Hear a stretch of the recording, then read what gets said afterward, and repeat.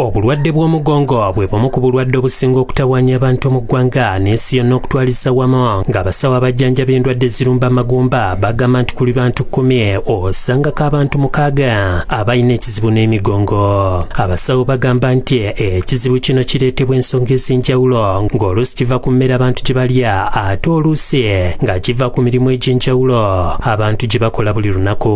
Abasawo bagamba nti ekitera okuteeka abantu mu bulabe bw'okulumbibwa endwadde z'omugongo kwe kusitula ebintu ebizitowa ennyo n'okukola emirimu egy'okkutama ennyo. Mu kanyomero kaffe akabeera mulamu olunaku olwaleero Dr. Jamil Kivumbi omusawo ajjanjaba endwadde ezirumba amagumba akubuulira ky'olina okukola singa oba olumbiddwa endwadde y'omugongo. Osobola okukola exercise eziri simple awaka ezitakosa mugongo naye nga zikukuumira mu buzito obulungi. That is number 1.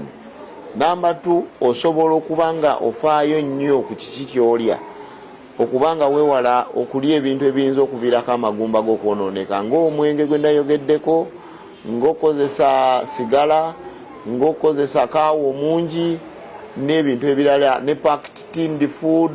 So ebyo byonna obutabiyitiriza oba obutabikozeseza ddala kikuyamba.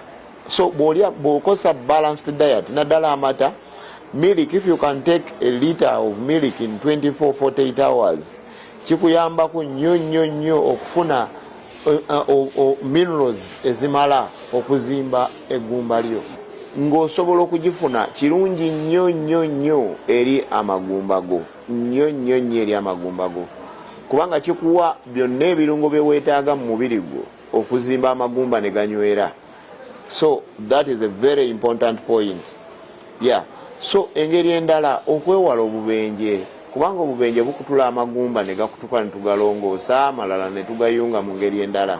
So okwewala obubenje obutavugisa kimama okwewala okutambulira mu bitundu ebirimu obuvuyo kikulu nnyo kuyamba obutafuna bizibu mu magumba go. Engeri endala gy'osobola okwewalamu obutafuna buvune naddala mu mugongo obutakutama ng'ate oli myaka 4 okudda waggulu. Omwana asudde wali ekisiimuula n'okutama, ani asudde wano ekikopo n'okutama, omwana omusanze atadde olweyo mu mulyango n'okutama olugyewo. Ne weekanganga mu lunaku okutamya emirundi wakati wa 2 ku 3. Oyinza okwekanganga mu wiiki emu oba mu nnaku 5 nga obulwadde bw'omugongo. Obulwadde bw'omugongo tebuliiko kubeera nti oli mugagga oba oli mwavu.